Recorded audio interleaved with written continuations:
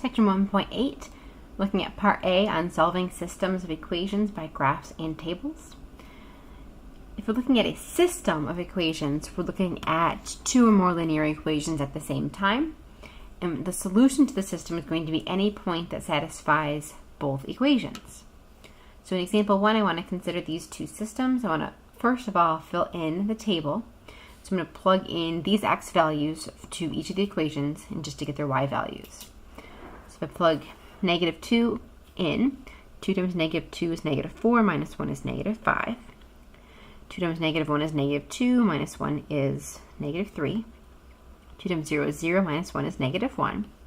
2 times 1 is 2, minus 1 is 1, and 2 times 2 is 4, minus 1 is 3. Okay, we're going to plug all these x values into the second equation now. -2 is 2, plus 5 is 7. -1 is 1, plus 5 is 6.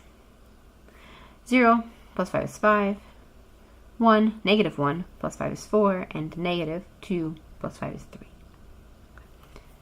So our goal here is to find which point the lines have in common, and it happens right here at the end where you see that the x value 2 corresponds to both 3 in both of them, so 2, 3 is the solution. I want to graph these real quick. I can either graph them by plotting all of these ordered pairs or by using the y-intercept and the slope. I'm going to go with that method. So the y-intercept of the first one is -1, and the slope is 2, so up 2 over 1, up 2 over 1, etc. Make myself a quick graph.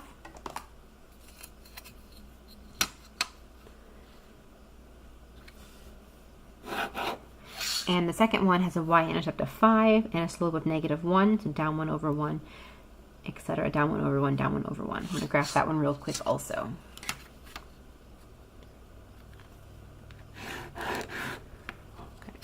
So I'm going to graph those so I could point out that the point that we just found, 2, 3, 2, 3 is the intersection point.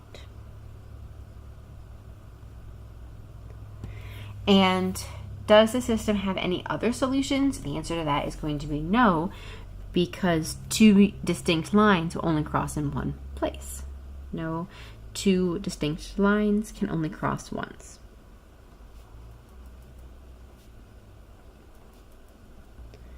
So if you have a system of two linear equations, there should be exactly one solution if you have two distinct lines, and it is a place where the two lines cross. The bottom of the page just has a note about how to solve by graphing. You would graph the first equation, graph the second equation, and look for any point that makes them both true.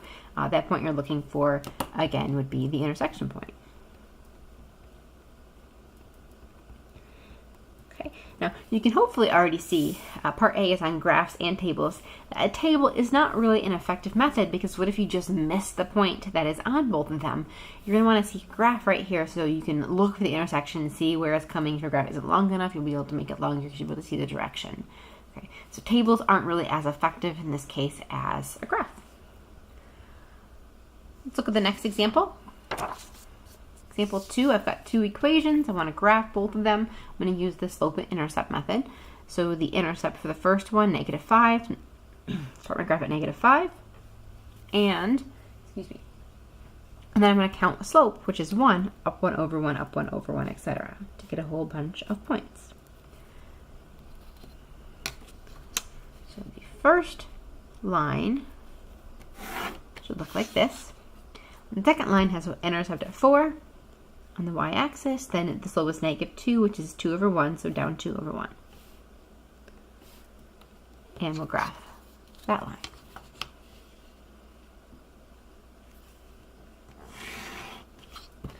You can see the intersection point right there, and it looks like it has coordinates 3, -2. So the solution to this system is going to be 3, -2.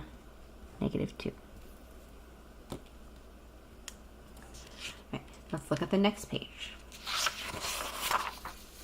On the back, I have two equations that I need to graph. The first one is not in slope-intercept form, so I'm going to graph the second one first. The second one has a y-intercept at 2 and a slope of -3/5. So from 2, we're going to go down 3 over 5, down 3 over 5, and because it's only 2 points, I'm going to go in the reverse direction, up 3, back 5, up 3, back 5, and make sure those all line up. That's the bottom line, the y equals negative 3/5. There it is, x plus 2. Okay. And to do the top line, I'm going to go ahead and solve for y. I could make a table of ordered pairs for it, but I think it's a little bit faster to graph if I can just get y solved for. So I'm going to solve for y, so the first thing I want to do is subtract 2x from both sides. So negative 5y is equal to, you want your x's first, so negative 2x plus 15. Then you want to divide by negative 5. You know that when you're dividing by negative 5, you need to distribute that division so both parts get divided by negative 5. So y equals, I've got negative 2/5 divided by negative 5, so those two negatives are going to make that a positive 2/5 x, and a positive 15 divided by a negative 5 is going to be a negative 3. Okay. So we're going to graph that line with a start down here at negative 3, and then up 2 over 5, right there again, and up 2 over 5. Okay, so I already see that intersection point. We'll connect our line to see the whole thing. And I can see that my intersection point, my solution, has to be this ordered pair at 5, negative 1. The x value is 5, the y value is negative 1. So that's the solution to that system. Let's look at our next graph. In example 4, these two lines are already solved for y, so we just need to graph them. We're going to start the first one, it's y-intercept of 2. And it has a slope of 1/4, so up 1 over 4, up 1 over 4. Okay, let's graph that one.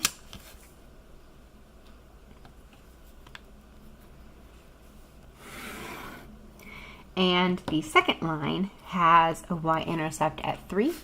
So we're going to start at 3 and a slope of 1 over 4, so up 1 over 4, 1/4 for the slope, up 1 over 4.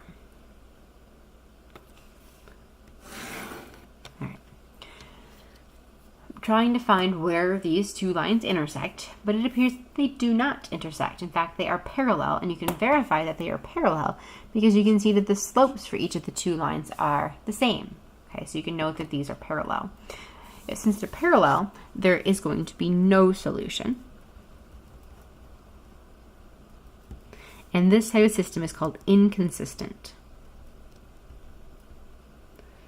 You can also just call it parallel, but when you are working on your homework in my math lab, I believe the language is going to say inconsistent. But since the two lines are parallel, there will be no solution to that system. On the back side, we have one more type of system. In example 5, we have two equations here where we want to graph them. The first one is already in slope-intercept, so we'll graph that one first. We're going to start at negative 5, and the slope is 2, so up 2 over 1, up 2 over 1, etc. Let's graph this one. And then when I get to that second line, because y is not solved for, I'm going to begin by solving for y. So in the next line, we're going to subtract 4x from both sides. Gives me negative 2y equals negative 4x plus 10. And then divide by negative 2 to get y by itself. Distribute my division. Negative 4 divided by negative 2 is positive 2x, and a positive 10 divided by negative 2 is a minus 5. So this line is going to start at negative 5, and it's going to go up 2 over 1, up 2 over 1. That sounds very familiar. Note that this line is the same as the original. We have the same line twice right here. They're both 2x minus 5. Okay, so when I want to ask where these lines cross, what points do they touch? They touched in every single point. So the solution is going to be all points on the line. So I'm going to write that out, all points on the line, and just give the equation. The equation is y equals 2x minus 5. I have to write all of that for the solution. All points on the line, y equals 2x minus 5, are solutions to where the lines cross because they are the same line. This type of system is called an identity, identity for identical because the two lines are identical. Okay. For example 6, so we can also use the information in a table. This information is already provided in the table, so I'm just going to scan through it to look for an ordered pair that these two lines share. You can see the y values are already given, so I want them to have the same y value for a given x value. So I notice it down here at 3, 5, and 5 again. So the solution to this system is going to be 3, 5. Okay. Tables can be effective if they're already listed for you, but it could miss. It might not be on the table, which means you need to make your table longer and longer. So they're a hit and miss kind of strategy. We're going to use a table for the next one as well, though. We want to use a table of values to solve the linear equation in one variable. First, create the table. So this is for the equation 4x minus 3. So I've got an x value of 4. 4 times negative 1 is negative 4, minus 3 is negative 7. 4 times 0 is 0, minus 3 is negative 3. 4 times 1 is 4, minus 3 is 1. 4 times 2 is 8, minus 3 is 5. 4 times 3 is 12, minus 3 is 9. 4 times 4 is 16, minus 3 is 13. Okay. Did my table in part 1. Part B asks me to use this table to solve when the equation for x minus 3 is equal to 5. So that is going to occur right here.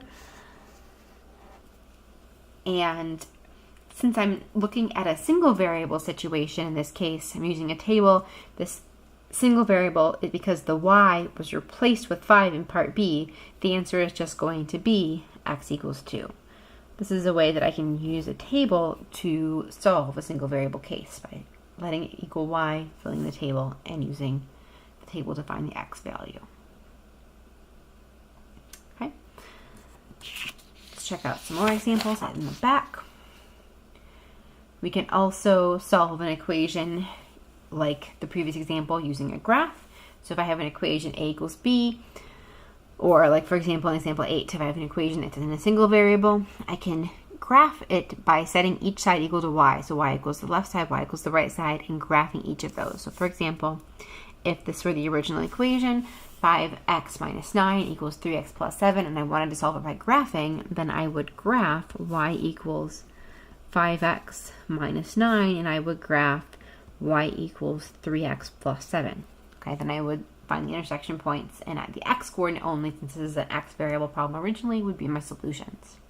So, in example 8, I want to solve this equation, so I would solve it by graphing 2x minus 1 and by graphing y equals negative 1/2 x plus 4. Okay. Both of those should be fairly quick to graph because they are in slope-intercept form. So the first one I'm going to graph with a y-intercept at negative 1 and a slope of 2, up 2 over 1, up 2 over 1, up 2 over 1. So I should get a graph for that one fairly quickly. And for the other one, it has a y-intercept at 4 and a slope of negative 1/2. So down 1 over 2, down 1 over 2. And again, I can make that graph fairly quickly and solve. So the solution to the system is the ordered pair right here that is 2, 3. But the solution to this original equation, which didn't have a y, I inserted the y, is x equals 2. That would be the solution to the system. In this case, the y value 3 just represents the value that both sides would be equal to if you were to check. Okay, so the solution, sorry about pushing that up, is x equals 2. Okay.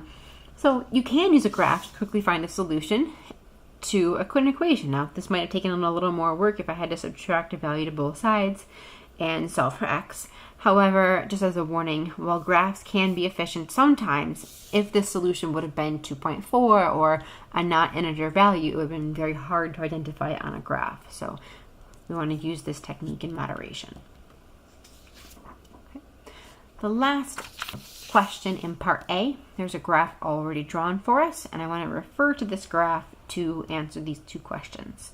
So I see two lines right here. I have the graph of y equals negative 3x minus 5, and I also have the graph of y equals 1/3 x plus 5/3. So the first question is solve for the intersection. Solve for when 1/3 x plus 5/3 equals negative 3x plus 5. In this case, I just want the x values because the equation I'm trying to solve just has x's. I can see that intersection at, okay, that's 0, so it's -1, -2. That's at a value of x equals -2. Now, that full ordered pair for my reference would be -2, 1. But the y value, and if you want to check, the y value is just the value that both sides are equal to. If you were going to check it by plugging -2 in for x, you would find that both sides are equal to 1. Okay. Part B, I want to solve for when 1/3 x plus 5/3 is equal to 2. So that is going to ignore the pink line, look just at the yellow line to find it when that line is equal to 2. So I'm looking for a y value of 2. I find it right here. This line has a y value of 2 if you trace over right here at an x value of 1. So the solution to this by graph would be x equals 1. Again, you could solve it by hand, absolutely, but a graph can be a handy reference or a quick way to get a solution if the value is an integer and easily read on the graph.